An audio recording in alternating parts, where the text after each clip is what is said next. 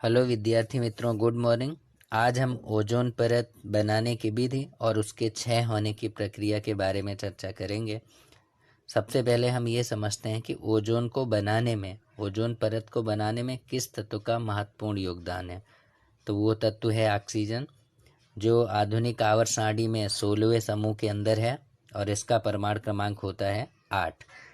अब देखते हैं ओजोन परत क्या होती है और किस प्रकार इसका क्षय होता है। तो ओजोन को O3 से लिखा जाता है, यानी ऑक्सीजन के 3 परमाणु इसमें जुड़े होते हैं। जबकि सामान्य ऑक्सीजन के बारे में बात करें तो उसमें सिर्फ 2 ही परमाणु होते हैं, यानी सामान्य ऑक्सीजन को O2 से लिखा जाता है। ऑक्सीजन पृथ्वी पर सजीवों के लिए प्राणवायु है, जबकि ओजोन घातक होती है। लेकिन ओजोन का एक महत्वपूर्ण कार्य है कि वो हमारे वातावरण के स्तर के रूप में पाई जाती है, जो सूर्य से आने वाली परावैंगनी विकिरणों से हमारी रक्षा करती है। और ये जो जिन किरणों से वो हमारी रक्षा करती हैं, जिन गैसों से, अगर वो पृथ्वी पर आएँ तो उनसे हमें त्वचा का कैंसर उत्पन्न हो सकता है। इस तरह की बीमारियां हमें हो जाती हैं। वायुमंडल के उच्च स्तर पर अल्ट्रावायलेट जो विकिरण होते हैं, उन के प्रभाव से ऑक्सीजन O2 अणुओं के जुड़ने से ओजोन परत बन जाती है। O2 के साथ जब O जुड़ता है, यानी एक ऑक्सीजन के एक परमाणु जुड़ जाते हैं, तो ओजोन गैस का निर्माण होता है। उच्च ऊर्जा वाले जो परावैंगनी विकिरण होते हैं ऑक्सीजन अणुओं के, वो विघटित होकर स्वतंत्र ऑक्सीजन परमाणु बना देते हैं, यानी O2 O में बढ़ जाता है और ये जो स्वतंत्र परमाणु हैं वो ऑक्सीजन के साथ मिलकर ओजोन बनाते हैं। समीकरण देखेंगे नीचे। O2 अल्ट्रावायलेट यानी परावैंगनी किरणों की उपस्थिति में ये क्रिया होती है और ये 2 भागों में टूट जाता है, O और O में। वापिस ये वो जो टूटा हुआ है वो ऑक्सीजन के साथ मिलके O3 बनाता है और इस तरह से ओजोन परत का निर्माण होता है। आगे अगर देखें तो 1980 के अंदर वायुमंडल में ओजोन की मात्रा में तीव्रता से गिरावट आने लगी है।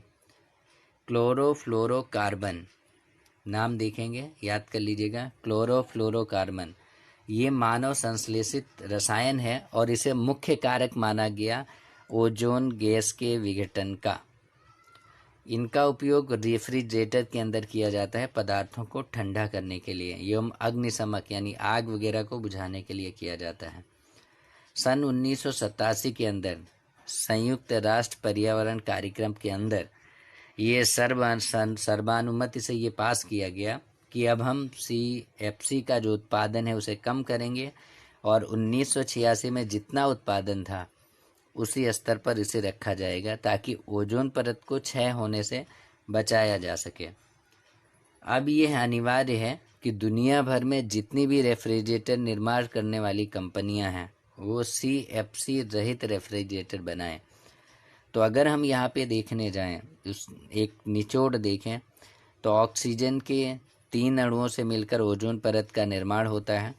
ऑक्सीजन के 2 अणु अल्ट्रावायलेट किरणों की उपस्थिति में टूट जाते हैं और अलग अलग हो जाते हैं। वो अणु जब ऑक्सीजन के साथ मिलते हैं तो ओजोन गैस का निर्माण होता है। मानव उत्सर्जित जो गतिविधियां हैं, जिनके कारण CFC जैसी गैसें पैदा होती हैं, उसके कारण ओजोन स्तर का क्षय होता है। तो अगर ओजोन स्तर का क्षय होगा तो जो परावैंगनी विकिरण हैं सूर्य के, वो पृथ्वी पर आएंगे और जब पृथ्वी पर आएंगे तो उनसे त्वचा के कैंसर, इस तरह की बहुत सारी बीमारियां जीवों को होंगी और पृथ्वी पर जीवों का अस्तित्व खतरे में आ जाएगा। इस तरह से ओजोन स्तर को बनाने में और उसे संभाल कर रखने में ऑक्सीजन गैस का महत्वपूर्ण योगदान है। हम सबको मिलकर इसकी सुरक्षा की जवाबदारी लेनी चाहिए अपने अपने स्तर पर। इस प्रश्न को टिप्पणी के अंदर पूछा जाता है, तो आप इसे अच्छी तरह से तैयार कर लीजिएगा। आज के टॉपिक में इतना ही। हमारे चैनल सर JK पांडे को सब्सक्राइब करना ना भूलें। अगर वीडियो पसंद आया हो तो लाइक और शेयर ज़रूर करें। धन्यवाद। Thank you so much.